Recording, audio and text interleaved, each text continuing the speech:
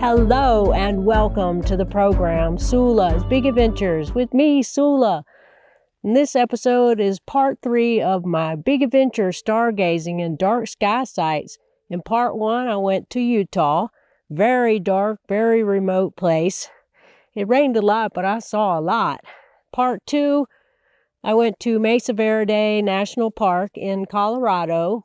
We saw the Milky Way the first night, and it was beautiful, but then it rained after that. And now, in part 3, we're in Chaco Culture National Historical Park, an international dark sky site. It's going to be great if these clouds will move off. We got here last night, and it rained all night, but I think it's going to clear up soon, and then we'll do some stargazing. Let's go over here behind the visitor center and I'll show you what they have. They have a home observatory, but it's a lot bigger than mine. I would say it's, 24 feet. It's huge. Let's go have a look at it. And they have a couple of telescopes that they just left out in the rain. And then presumably another big one inside the observatory, which we can't get into, but we'll just look around the perimeter. And this is Chaco Culture's observatory, a home observatory. And it's open to the public, and they have public viewings. I don't know how big the telescope is, though.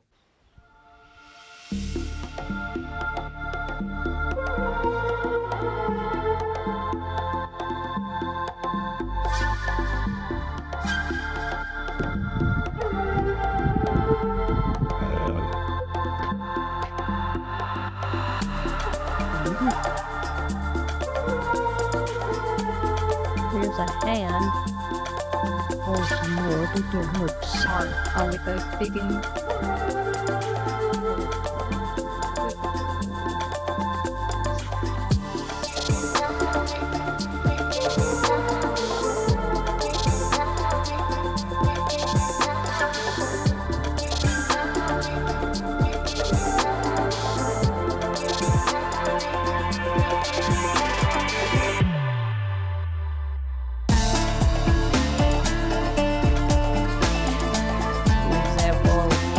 Chacoan masonry style.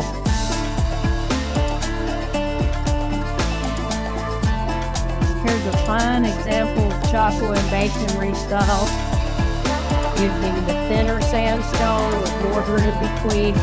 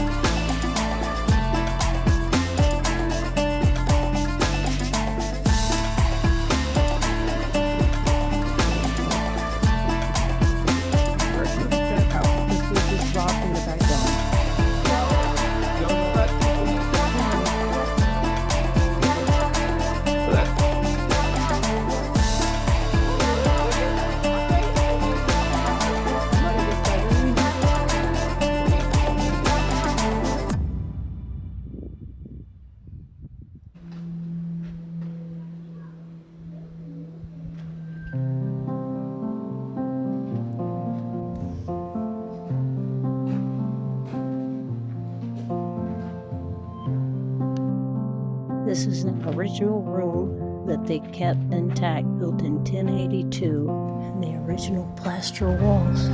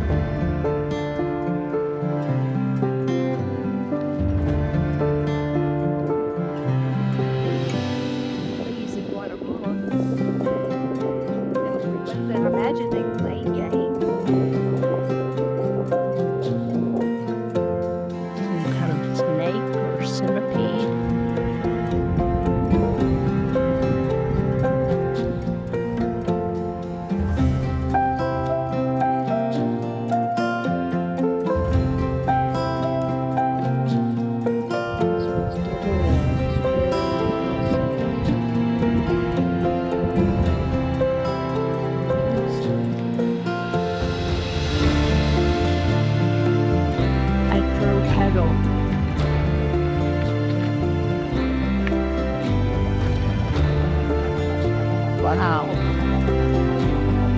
This just shows how thick this wall is. Little pieces of sandstone. This place, Chacoan, what basin, what a culture, what happened to it?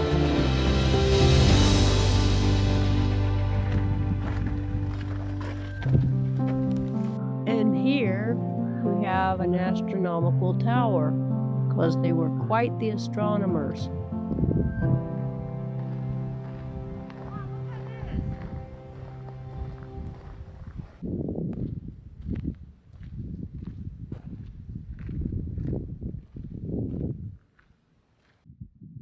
This will shape the 8.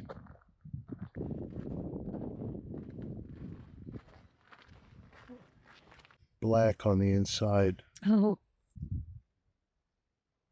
We have.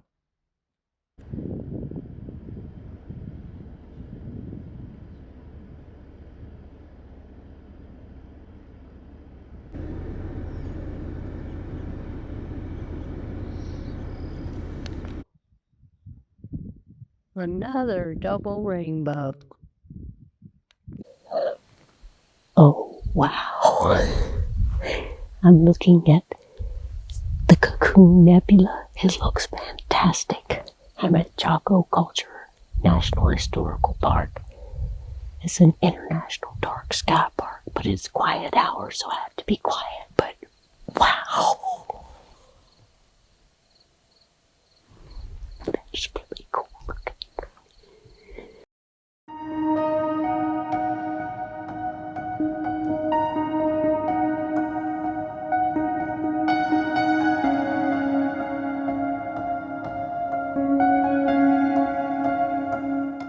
Here's a very stressed out woman we've come upon at Chaco Culture. Give me the key.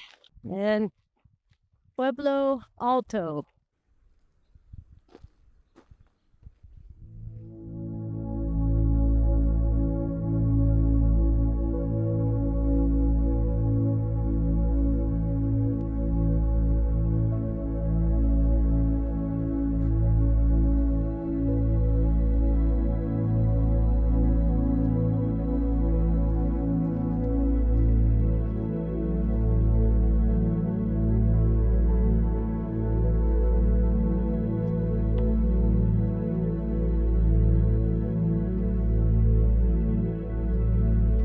This was once a vast inland sea, evidenced by these seashells.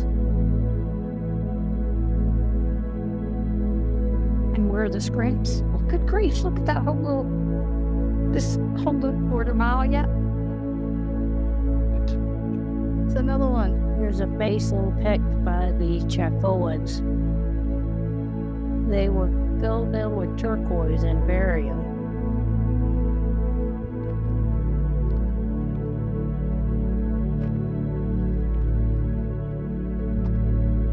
Huge shrimp boat.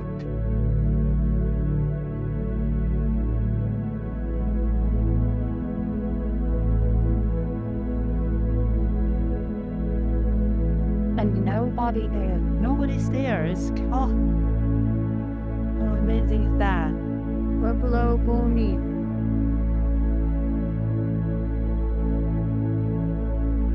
one of several roads leading from Pueblo to Alto crosses the street.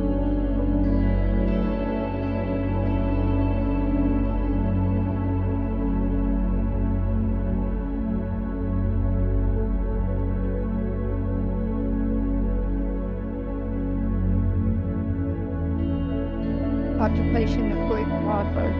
However, its architectural style difficult two-story Muslim style building is later style. This is New Alto, and this style they use big sandstone in between small pieces of sand. Si papu! Yeah? How do you like my new house? I built it in 1150 AD. Tsula, it needs some work. I think it's beautiful. You are awfully old. How old are you now? Well, I got the senior pass to come up here.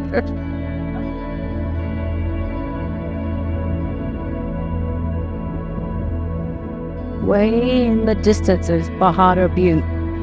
Minger Deppy Feet.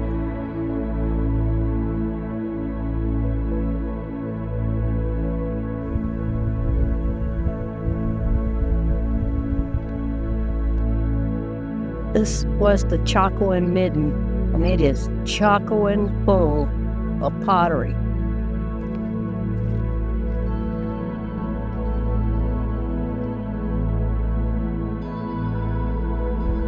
Steps built into the sandstone by the Chacoans to get to the mesa top.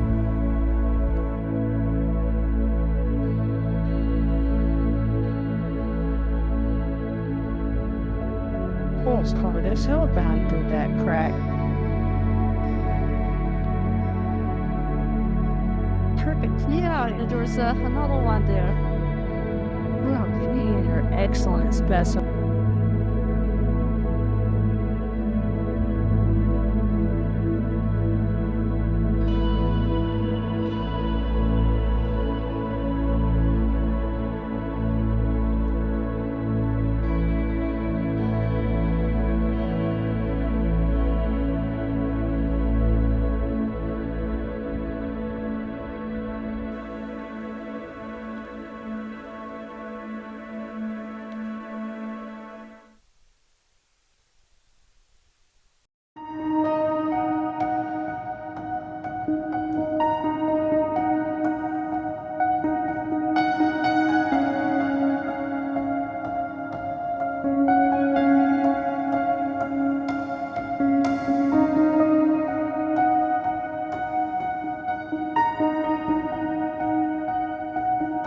Yesterday, we went on an incredibly beautiful hike to Pueblo, Alto, and saw some fine examples of the Chacoan architectural styles, techniques, and masonry.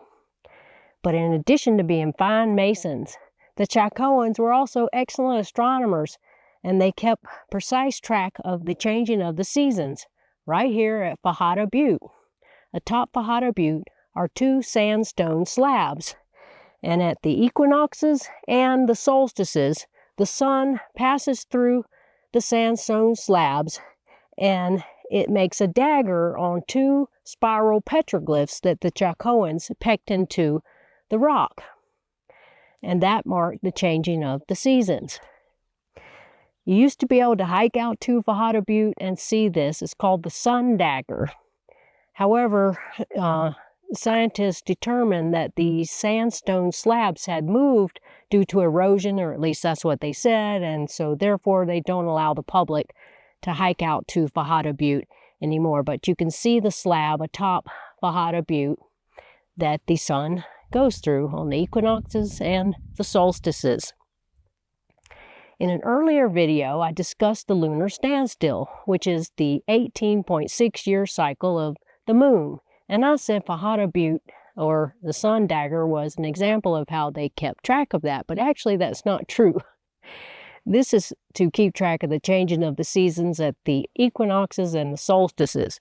The lunar standstill is, however, marked here at Chaco culture in the windows at Pueblo, or one of the windows at Pueblo Bonito. The moon shines right through that window, which is in a joint where two walls meet, which looks curious, and that's why the moon passes through it at the lunar standstill. I didn't mention it, but I will put a label on it where that window is, and that's how they marked the lunar standstill. So the Chacoans were excellent masons and excellent astronomers.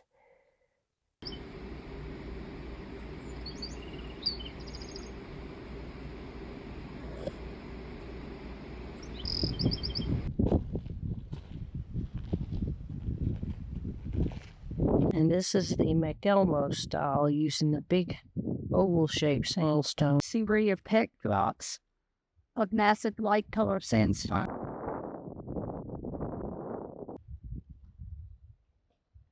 Oh, Nova. To get to the supernova, you have to cross the Chaco Wash.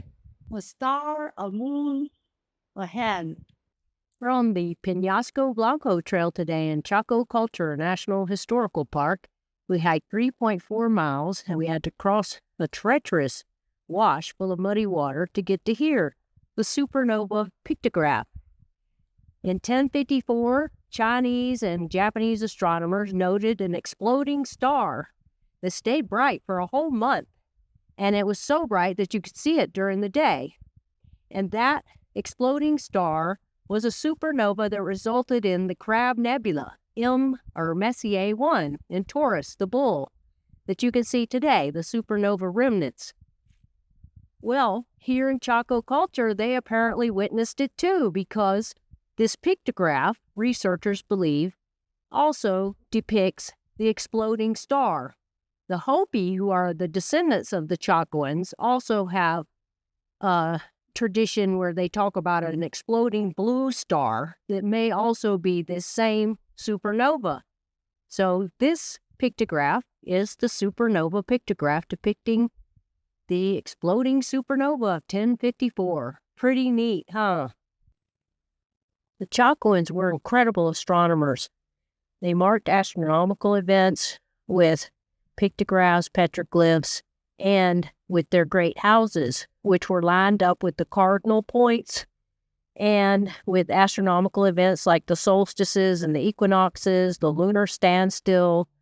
And they built over 400 miles of roads that went to the cardinal points that are lined up precisely between Pueblo Alto, Pueblo Bonito, and well beyond for miles. And the center where they had the great houses is where other cultures came to trade with them and have ceremonies. And this is evidenced by the things that they left in the great houses. The window that I talked about, and the sun dagger that shows a dagger where it hits the spiral petroglyph, and other things where they have buildings lined up. They were incredible astronomers.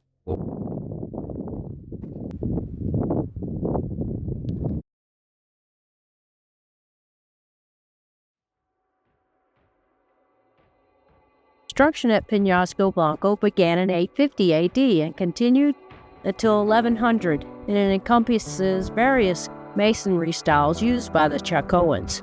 But all of them used mortar, which required people going to the washes and collecting the water and making the mortar and pushing it between the sandstone, collecting the sandstone and going 50 miles to get the beams that they used to make the multi-stories, because all of these were multi-storied structures, these great houses. It took a lot of Indians to build these things. The Chacoans were a very industrious culture. Here. You see some of those pottery.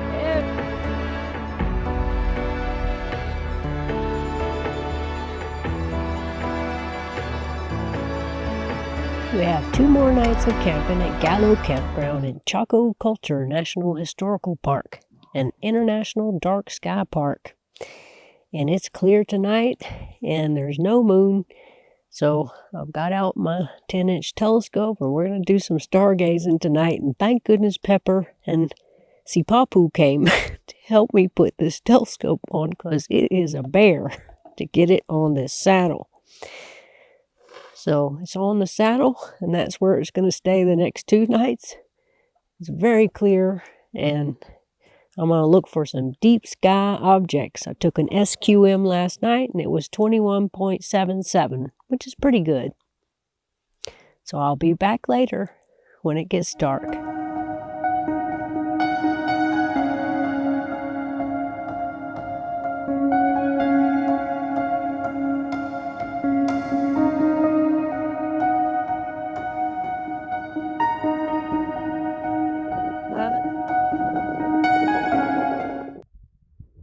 Happy 4th of July. We're still in Chaco Culture National Historical Park. And today we're going to go to Casa Rinconada, a huge kiva that has a window that faces the North Star. And it also has some other celestial alignments, because the Chacoans were great astronomers. And then we're going to take the South Mesa Loop, a very scenic hike.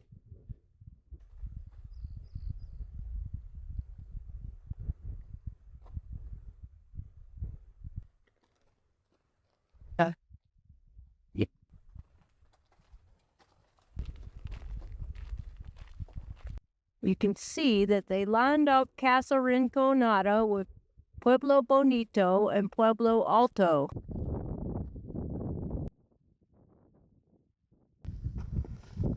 This is an example of the Miguelmo style. Their observation tower.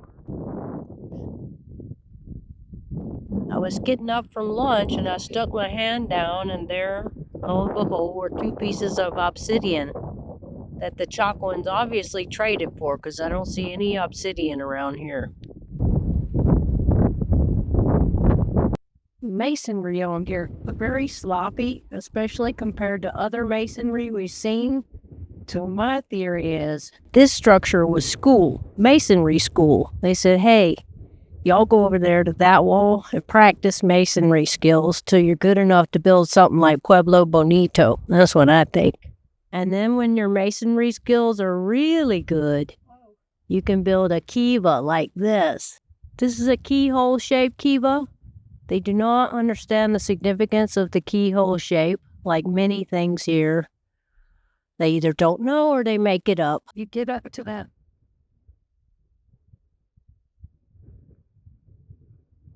The Chacoans were very short people, as evidenced by the size of their rooms, and my sister is a midget, so they were about this size.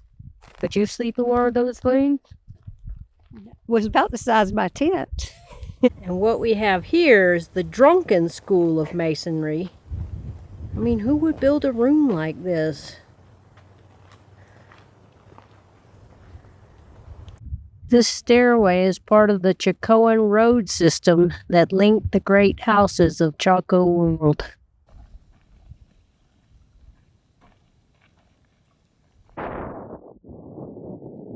Like those two walls are separating. Yeah. It's our last night in Chaco Culture National Historical Park, an international dark sky site. Last night it was clear, and so I looked at many, many objects with the telescope. But it wasn't that dark. I took an SQM and it was only 21.44, only slightly better than Dark Skies, Montana. I don't know why. Maybe it'll be darker tonight. The first 2 nights there was heat lightning, which caused the sky to brighten at times, but there wasn't any heat lightning last night. But I noticed a little sky glow over there, maybe from Gallup, New Mexico. I'm not sure. But there's a nice clear view of the sky here from Gallo Campground, which is nice. The only drawback is that it doesn't get dark until 10 p.m. and that's quiet hour. And my sister said that my mount, my Lasmandi mount, made a lot of noise when I'm slewing. There's nothing I can do about it because before 10 o'clock it's not dark enough to observe. So it wasn't as obnoxious as the car alarm going off on its own when the key was in my pocket. That was very embarrassing. But anyway, it's clear tonight, and I hope to see a lot more objects with this whopping 10-inch Schmidt Cassegrain telescope and my trusty Lasmandi GM telescope mount, all powered by my Jackery 300 battery, which easily recharges with the solar panel in maybe an hour in the morning sun. So that's my setup, and so when it gets dark, I'll do some more observing. Here are some of the objects that I looked at last night, and I woke up at 4 a.m. because I thought I heard an animal outside of the tent. And I got out of the tent because I wasn't sure if it was a person coming to kill me for making the car alarm go off. And so I came out and I didn't see any animals. I didn't see any people. But I did see Jupiter, Mars, Uranus, and Saturn all rising. It was beautiful. And there was this blob. And I kept thinking, oh my God, is it a supernova? No, it was the Pleiades. It was so bright that I thought it was a supernova. And speaking of novas, that damn T Corona has still not gone off. Wouldn't it be awesome if it went off tonight right here at Chaco Culture? That would be so cool. I'll let you know if it does. See you later.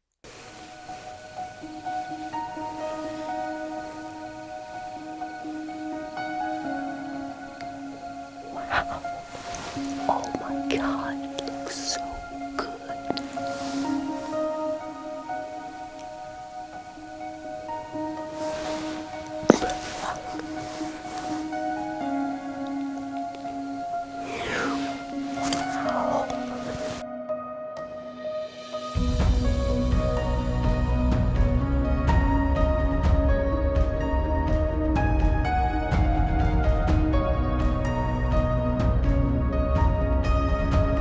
is the end of our trip to Chaco Culture National Historical Park in New Mexico, and the end of part 3 of Stargazing Under Dark Skies.